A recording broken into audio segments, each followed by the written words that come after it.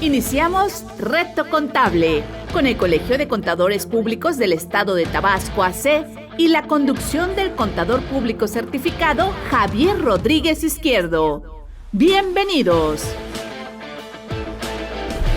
¿Qué tal? Gracias por acompañarnos en esta nueva emisión de Reto Contable, programa que realiza el Colegio de Contadores Públicos del Estado de Tabasco a través de Sintonía UTAP 102.5 FM y a través de sus redes sociales. Hoy tenemos el placer de que nos acompañe una vez más el contador público certificado Israel Gamas Castellanos. Bienvenido nuevamente a su programa, contador. Muchas gracias. Hoy vamos a platicar de un tema que está sonando mucho en el medio financiero: salario mínimo. Se acaba de aprobar el aumento de salarios mínimos por la Comisión Nacional de Salarios Mínimos en un 20%. Aparentemente todo es alegría, todo es felicidad, los trabajadores contentísimos porque van a ganar un 20% más. Pero ¿qué hay detrás de ese aumento? Realmente, ¿cuáles son los efectos? ¿Realmente es tan bueno un aumento del salario mínimo en esas proporciones, sobre todo en estos tiempos donde está la sombra de la inflación, que si se dispara, no se dispara? ¿Qué opina usted, contador? Bueno, el salario como concepto realmente es importante en el medio. Es el pago. Este salario viene del vocablo romano, salario, que viene de sal, que en ese entonces se pagaba con sal. Correcto. Entonces de ahí vino el origen del salario, pero en nuestro país el salario es la remuneración del pago del servicio personal subordinado. Ese es el concepto, digamos, legal que tiene el salario. Pues es justo que se le remunere a una persona que presta sus servicios personales con un buen salario. Suficiente, ¿no? Para cubrir sus necesidades básicas. Parte de la filosofía del salario es remunerar, que el trabajador esté satisfecho con el pago que se le hace. Y ahí empiezan precisamente los asegúnes, decimos, porque ¿qué es suficiente? ¿Qué es remunerador? ¿Qué es satisfactorio? Pues son conceptos un tanto vagos, subjetivos, muy subjetivos y realmente pues es lo que logre el trabajador negociar con el patrón. O sea, tú pones aquí tu esfuerzo 8 horas diarias, yo te pago tanto. ¿Estás de acuerdo? No, que súbale, pues le subo un poquito. No, que te fuiste muy arriba, sabes que mejor le bajamos. Y empieza la negociación hasta que se establece un monto. Ese monto es el que se le va a pagar. Si él quiere un monto mayor, tendrá que buscar la manera de ganárselo en la misma empresa a través de ascensos o buscarle en otro lado. El pago que el patrón se comprometa a hacer tiene que ser ese monto al menos. Puede ser más si el trabajador, por ejemplo, labora horas extraordinarias o trabaja días de descanso, hay pagos adicionales, pero tiene que ser acorde al esfuerzo que él haya puesto. Ahora, si el patrón se compromete a ese pago se debe respetar en monto, en forma y en tiempo. En la historia de nuestro país hay unas cosas que antiguamente se llamaban, por ejemplo, las tiendas de raya, que el trabajador el fin de semana que le tocaba cobrar, tenía que ir a cobrar a la tienda de raya, que era parte del negocio donde él laboraba, y mucho de su salario se quedaba ahí. Una, porque pedía algún préstamo. Otra, porque le pagaban en especie, que en algunos casos es bueno, pero en otros no, porque te pagan lo que ellos quieren. O con el producto que ellos quieren y no con el que tú necesitas. Y si no es de la calidad que tú quieres, pues entonces tampoco estás en libertad de agarrar otro, porque es la tienda que hay. Entonces hay en la historia muchos conceptos, pero realmente pues es lo que logra el trabajador negociar con el patrón. En nuestro país, para efectos de proteger al trabajador o los ingresos de la familia, se estableció un monto mínimo a pagar. De ahí para arriba pueden negociar lo que quieran, hacia abajo no se puede. También tiene sus variantes. Trabajo 8 horas, 6 días a la semana, entonces ese es el salario que me toca. ¿Qué pasa si yo no trabajo los 6 días? Bueno, trabajo 6 y me pagan 7. O sea, con 6 días que yo trabaje me gano el séptimo día. ¿Qué pasa si yo trabajo 5? Pues de entrada ya no te ganas el séptimo ya no día. tienes derecho, ¿no? Ajá, pero muchos dicen, bueno, en estricto sentido, tiene que trabajar 6, si no, pues no gana el séptimo. Pero vamos a darle algo de justicia, bueno, lo proporcional del séptimo día. Pero hay trabajadores que no trabajan toda la semana. ¿Por qué? Porque su trabajo días, es particular. ¿No? Por ejemplo, los meseros, que ellos trabajan 3 días, jueves o viernes, sábado y domingo. Entonces no son 7 días. En el caso de los meseros, por ejemplo, tienen otra situación. Ellos, por tradición, ganan un salario muy bajo, el salario mínimo. Y su beneficio está en la propina. Que es algo igual muy cliente, discutido, ¿no? Con el cliente, sí. O sea, ¿qué tan obligatorio es la propina? ¿Qué no es obligatorio? Obligatorio, pues no, porque no hay ninguna ley que le establezca. Así es. Es la costumbre de ofrecer una gratificación por el buen servicio. No, y aparte de lo que tú dijiste, que representan que el principal ingreso para ellos es la propina, no el salario que tengan. Así es. Caso también, por ejemplo, los despachadores de gasolina, ellos ganan un salario mínimo, pero los clientes les dejamos una propina. Personalmente a mí me gusta hacerlo. Bueno, tenemos aquí una ventaja, por ejemplo, en otros países te tienes que bajar a servir tu gasolina. Es correcto. Aquí no, aquí desde tu carro te viene el trabajador, te sirve, te cobra. Entonces, pues en agradecimiento a ese servicio, te limpian el parabrisas, te miden los niveles de aceite, agua, llantas, etcétera, que son muy útiles, calibran llantas, se ganan la propina, entonces con gusto uno se la da. Ese es algo que aumenta el ingreso de ellos. Una de las recomendaciones que hacemos tanto en el meseros como en despachadores es que se les dé en efectivo, porque si se los das a través del patrón, entonces ya lo quieren grabar, porque sí. ya la propina ya no se la está pagando el cliente, sino el patrón.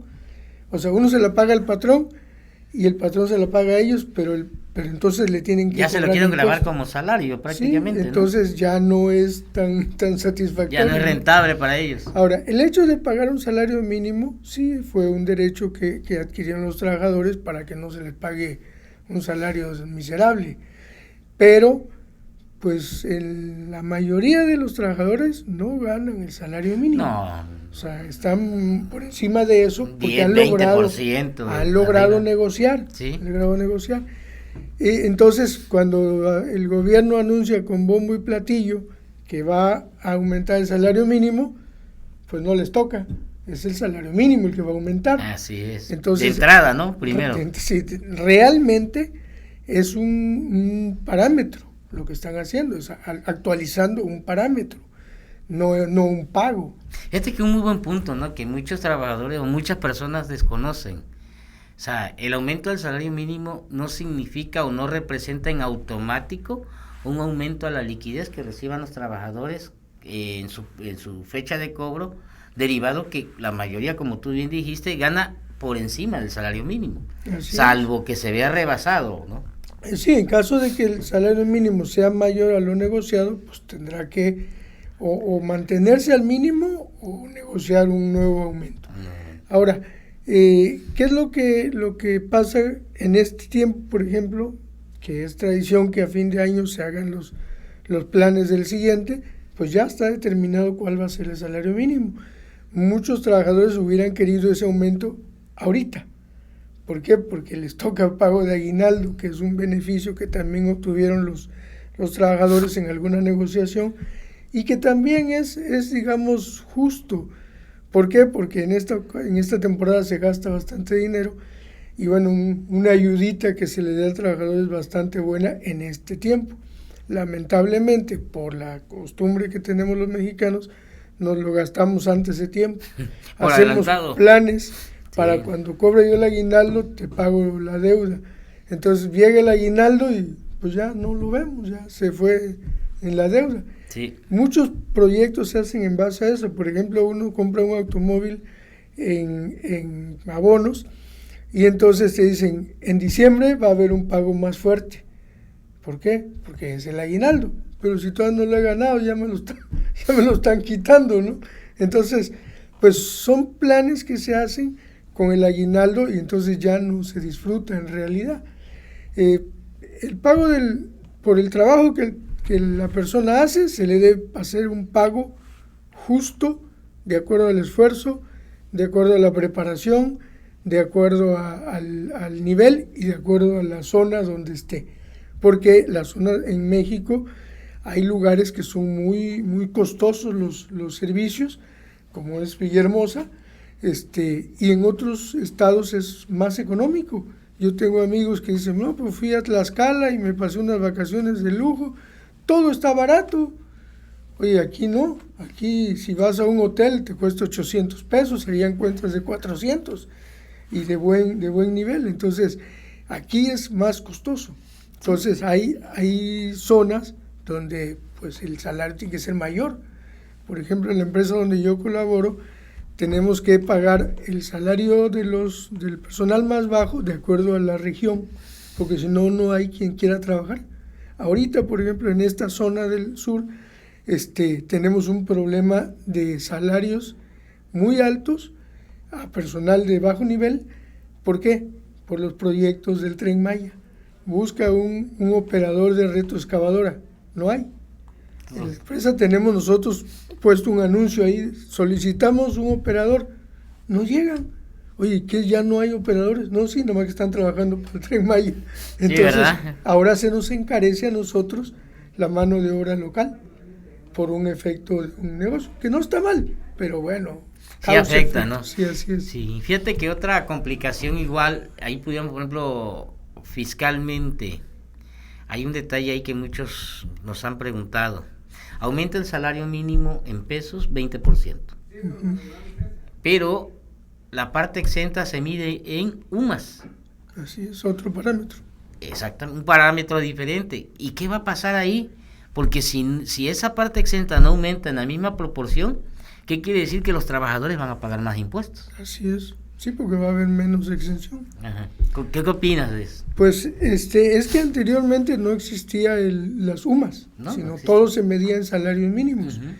que eso también representó en muchas ocasiones un grave problema, por ejemplo en los créditos de Infonavit. Ah, totalmente. Tú pedías un crédito de Infonavit y te decían, hoy tu deuda es tantas veces el salario mínimo. Entonces subía el salario mínimo, subía tu deuda, como si fuera En pesos, dólares, pues, moneda sí. extranjera. O sea, el peso, tu salario se quedaba abajo y el salario mínimo subía y entonces ahora te costaba más el pago mensual. Llegó a tal grado de que la deuda superaba por mucho el valor del bien. Y entonces, ¿yo para qué lo pago? Si mi casa vale 800,000 y ya le debo 1,000,000, 1,500,000, pues mejor no la pago, que se la queden, ¿no? ¿Y cuántas viviendas abandonadas Existen en hasta la ¿sí? fecha, sí. Sí, totalmente entonces, de acuerdo. en realidad todo se medía en salarios mínimos. Cuando se hizo un estudio y decidieron crear un parámetro diferente, que es las unidades, las sumas, entonces ahora resulta que o van a la par o si no provocan un conflicto ahí. Entonces, yo opino que deberían ir a la par. Entonces, seguramente ahorita que cambie el año, igual se actualizará el valor de la UMA en la misma proporción. ¿Será? Pues eso es lo que, digamos, para que los parámetros puedan ser compatibles. Sí, porque estamos hablando prácticamente de si va, como tú mencionas, a la par de un 20%. aumento en el valor del UMA del 20%. Así O sea, es. de 96 se pasa a 107 pesos, 117 pesos. ¿Y eso qué es lo que va a ocasionar? Inflación. Inflación, totalmente. Para allá iban, ¿no? De entrada, el aumento del salario va a provocar inflación. El otro tema que platicamos el otro día, que van a aumentar los días de vacaciones, va a provocar inflación. Las contribuciones laborales se van a elevar, entonces sí va a haber una repercusión ¿Qué tiene el gobierno preparado para contrarrestar eso? No lo sabemos. Y lo peor es de que no pensamos que tenga algo.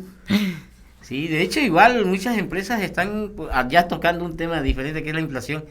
Lo que están optando es no subir el precio, pero sí disminuir la cantidad de productos de lo que te venden, pues. Digamos, un aceite antes te vendían 1 litro en 50 pesos, ahorita en 50 pesos, pero ya trae 800 mililitros. Sí, ya no trae 3 cuartos. ¿No? Sí, sí, o uno mismo. Mira, está uno acostumbrado, por ejemplo, yo le pongo a mi camioneta 500 pesos de gasolina. Son tantos litros, ok. Si sube el precio, yo le sigo poniendo 500 pesos. Ya pero cada vez menos litros. No, y te rinde menos, ¿no? Sí, entonces es relativo. Claro, la inflación tenemos que usarla cuando es necesario, porque si no, entonces pierde significancia la moneda. Sí, pierde su valor. Sí, ya llega el momento en que tú dices, bueno, tengo 2 carros, uno me costó 1,000,000 y el otro me costó 600, pero están igual. Bueno, es que uno lo compré mucho antes, entonces ya no tengo 1,600,000 en carros. Ya tenemos que hacer algo. Volveremos a las etapas del famoso B10, la expresión de los valores, porque pierden significado por el poder adquisitivo.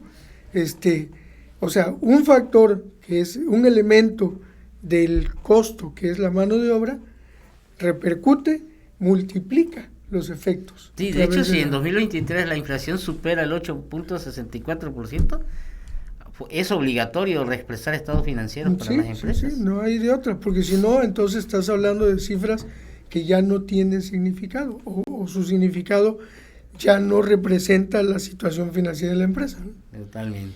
Entonces, podemos decir que lejos de un beneficio, pues sí, no digamos que es perjuicio, pero sí deja en duda los efectos que tenga ese aumento del salario. Yo creo que tal vez incluso, pues sin tratar de ofender a la autoridad, ser un poco irresponsable, ¿no?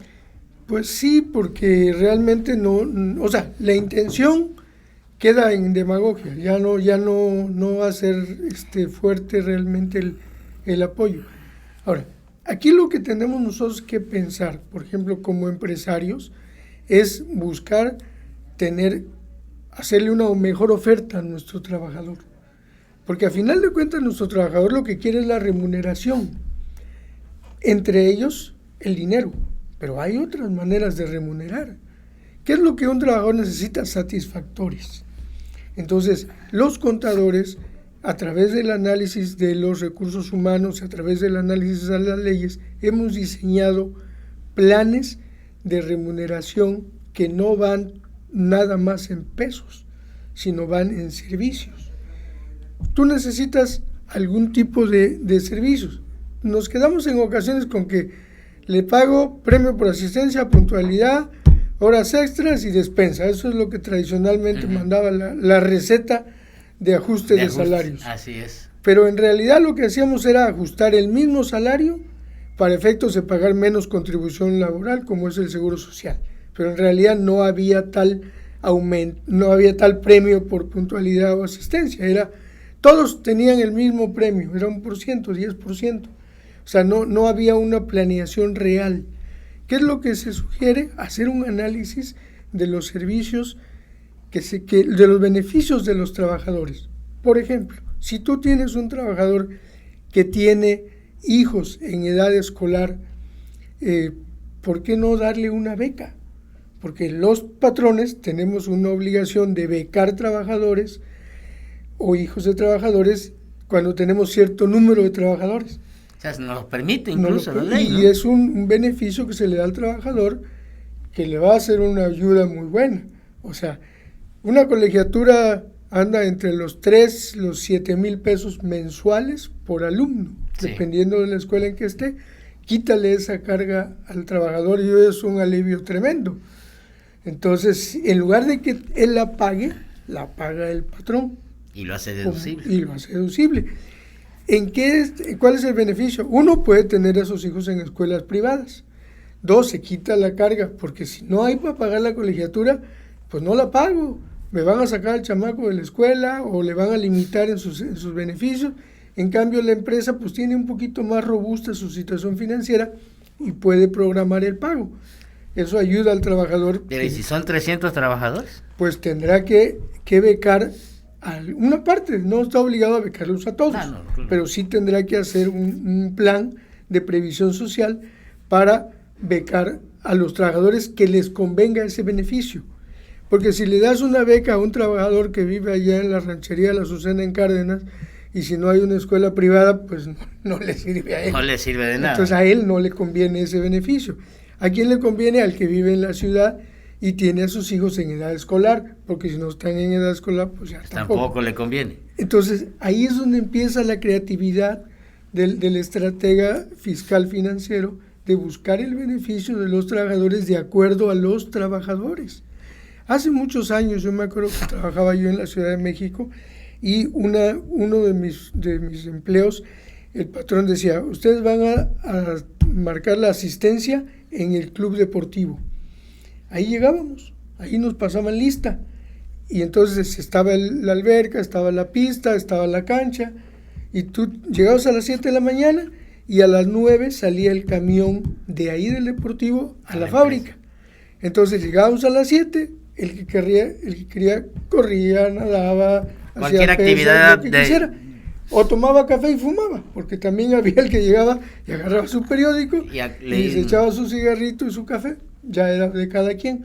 Pero teníamos ese beneficio, que a mí me cayó muy bien.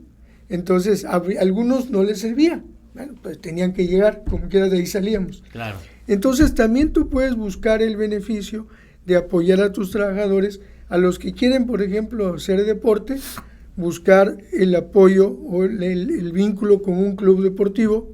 Voy a dar un comercial, Club Deportivo Tabasco, es uno de los clubes que tenemos aquí en la ciudad y da excelentes servicios.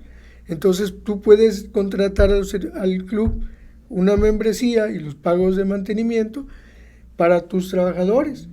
Armas el paquete que quieras, ya sea familiar o ya sea de persona, por ejemplo, de solteros. Haces un grupo de 4 y ya pueden ellos tomar el servicio. Entonces, a los que quieran hacer ejercicio, pues ahí está un beneficio y lo paga el patrón. Sí, una manera. Y ahora la pregunta es, ¿eso no le causa efectos para cuotas obreras, verdad? No le estás pagando por su salario, le estás dando un beneficio adicional. Las contribuciones laborales son las que van en función al pago del salario. Este es un beneficio, un satisfactor, pero lo aprecia el trabajador. Sí, entonces, y le sirve.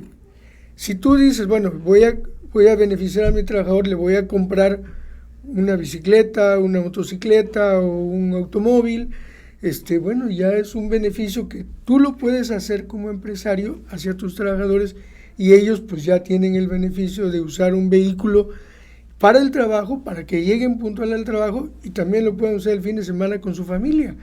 Entonces es un beneficio que tú le estás dando a tu trabajador. Al final de cierto periodo le puedes decir, mira, cuidemos el vehículo y en 5 años es tuyo, o en 3 años es tuyo. Entonces el trabajador sabe que va a tener 3 años de trabajo, no va a estar preocupado y al no estar preocupado está menos estresado y rinde por más. Lo tanto rinde es más productivo. Es un beneficio que tú estás dando a tu trabajador y no es en pesos hacia él. Para ti es deducible la adquisición del vehículo, para él es un beneficio que no le grava sus contribuciones. Entonces, digamos que ese es otro beneficio que puedes buscar. Son alternativas, ¿no? De ayudar al trabajador. Fondos de ahorro. Sí. La caja de ahorro no, esa sí, es otra cosa. Otra cosa. El fondo de ahorro sí, nomás rapidito, tiene un tope de 13%, la misma cantidad que él ahorras tú, al final del año casi, junto con el aguinaldo, le devuelves, aquí están tus 5,000 pesos que ahorraste, 5,000 que ahorré yo para ti, y los intereses que ganó esto en la cuenta bancaria donde estuvieron guardados. Entonces el trabajador va a recibir 10, 12, 15,000 pesos adicionales de su aguinaldo. Y libre. Y libres de impuestos. Entonces, claro que es un beneficio. Los patrones deberían pensar en eso.